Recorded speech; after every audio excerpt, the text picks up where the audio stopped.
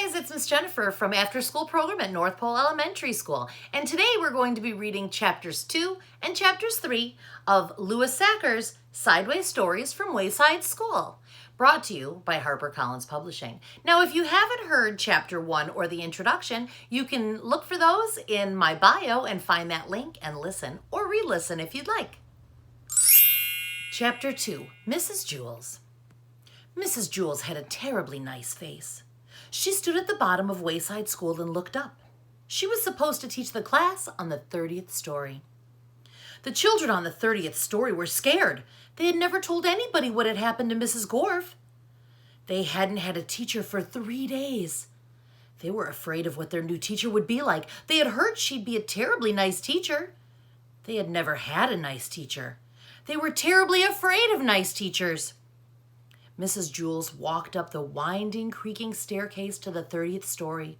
She was also afraid. She was afraid of the children. She had heard that they would be horribly cute children. She had never taught cute children. She was horribly afraid of cute children. She opened the door to the classroom. She was terribly nice. The children could tell just by looking at her. Mrs. Jewls looked at the children. They were horribly cute. In fact, they were much too cute to be children. "I don't believe it," said Mrs. Jewls. "It's a room full of monkeys." The children looked at each other. They didn't see any monkeys. "This is ridiculous," said Mrs. Jewls. "Just ridiculous. I walked all the way up 30 flights of stairs for nothing but a class of monkeys. What do they think I am? I'm a teacher, not a zookeeper." The children looked at her. They didn't know what to say. Todd scratched his head. "Oh, I'm sorry," said Miss Jewls. "Please don't get me wrong. I have nothing against monkeys. It's just I was expecting children. I like monkeys, I really do. Why, I'm sure we can play all kinds of games." "What are you talking about?" asked Todd. Mrs. Jewls nearly fell off her chair. "Well, what do you know, a talking monkey? Tomorrow I'll bring you a banana." "My name's Todd," said Todd. The children were flabbergasted. They all raised their hands. "I'm sorry," said Mrs. Jewls, "but I don't have enough bananas for all of you. I didn't expect this. Next week, I'll bring in a whole bushel." "I don't want a banana," said Kelvin. "I'm not a monkey." "Would you like a peanut?" asked Miss Jewls. "I might have a bag of peanuts in my purse. Wait, oh, yes, here it is." "Thanks," said Kelvin. Kelvin liked peanuts. Allison stood up. "I'm not a monkey," she said. "I'm a girl. My name is Allison, and so is everybody else." Mrs. Jewls was shocked. "Do you mean to tell me every monkey in here is named Allison?" "No," said Jenny. "She means we're all children. My name's Jenny." "No," said Miss Jewls. "You're much too cute to be children." Jason raised his hand. "Yes," said Miss Jewls, "the chimpanzee in the red shirt." "My name's Jason," said Jason, "and I'm not a chimpanzee." "You're too small to be a gorilla," said Mrs. Jewls. "I'm a boy," said Jason. "You're not a monkey?" asked Miss Jewls. "No," said Jason. "And the rest of the class, they're not monkeys either?" asked Miss Jewls. "No," said Allison. "That's what we've been trying to tell you." "Are you sure?" asked Miss Jewls. We'd know if we were monkeys, wouldn't we?" asked Kelvin. "I don't know," said Miss Jewls. "Do monkeys know that they are monkeys?" "I don't know," said Allison. "I'm not a monkey." "No, I suppose you're not," said Miss Jewls. "Okay, in that case, we have a lot of work to do. Reading, writing, subtraction, addition, spelling. Everyone take out a piece of paper. We'll have a test." Jason tapped Todd on the shoulder. He said, "Do you want to know something? I liked it better when she thought we were monkeys." "I know," said Todd. "I guess now it means she won't bring me a banana." "There will be no talking in class," said Miss Jewls. She wrote Todd's name on the blackboard under the word discipline. Chapter 3, Joe. Joe had curly hair, but he didn't know how much hair he had. He couldn't count that high. In fact, he couldn't count at all. When all the other children went to recess, Mrs. Jewls told Joe to wait inside. Joe, she said, how much hair do you have? Joe shrugged his shoulders. A lot, he answered. But how much, Joe? Asked Miss Jewls. Enough to cover my head, Joe answered. Joe, you are going to have to learn how to count, said Mrs. Jewls. But Mrs. Jewls, I already know how to count, said Joe. Let me go to recess. First count to 10, said Miss Jewls. Joe counted to 10.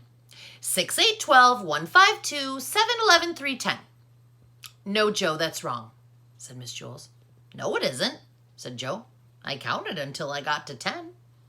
But you were wrong, said Miss Jewls. I'll prove it to you. She put 5 pencils on his desk. How many pencils do we have here, Joe? Joe counted the pencils. 4, 6, 1, 9, 5. They're 5 pencils, Miss Jewls. That's wrong, said Miss Jewls. How many pencils are there? Joe asked. 5, said Miss Jewls. That's what I said Joe. Can I go to recess now? No, said Miss Jewls. You've got the right answer, but you counted the wrong way. You were just lucky. She set 8 potatoes on his desk. How many potatoes are there, Joe? Joe counted the potatoes. 7, 5, 3, 1, 2, 4, 6, 8. There are 8 potatoes, Mrs. Jewls. No, there are 8, said Mrs. Jewls. That's what I said Joe. May I go to recess now? No, you've got the right answer, but you counted the wrong way again. She put 3 books on his desk. Count the books, Joe. Joe counted the books. 1,000, 1,000,000, 3. 3, Mrs. Jewls. Correct, said Miss Jewls. May I go to recess now? Joe asked.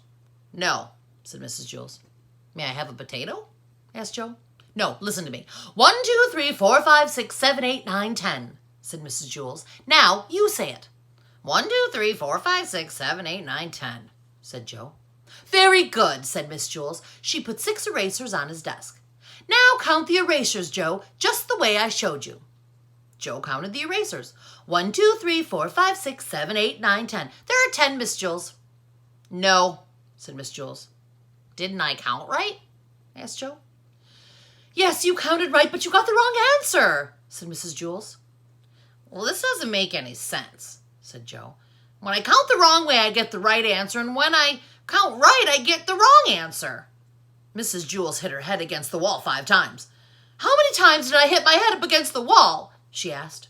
1, 2, 3, 4, 5, 6, 7, 8, 9, 10. You hit your head 10 times up against the wall, said Joe. No, said Miss Jewls.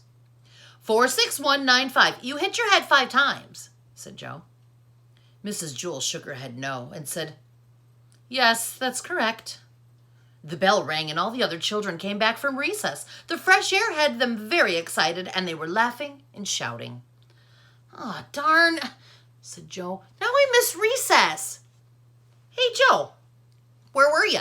Asked John. You missed a great game of kickball. I kicked a home run, said Todd. What's wrong with you, Joe? Asked Joy. Nothing, said Joe. Miss Jewls was trying to teach me how to count.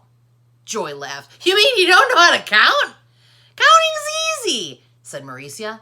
Now, said Miss Jewls, what's easy for you might not be easy for Joe, and what's easy for Joe may not be easy for you. Nothing easy for Joe, said Mauricia. I can beat you up, said Joe.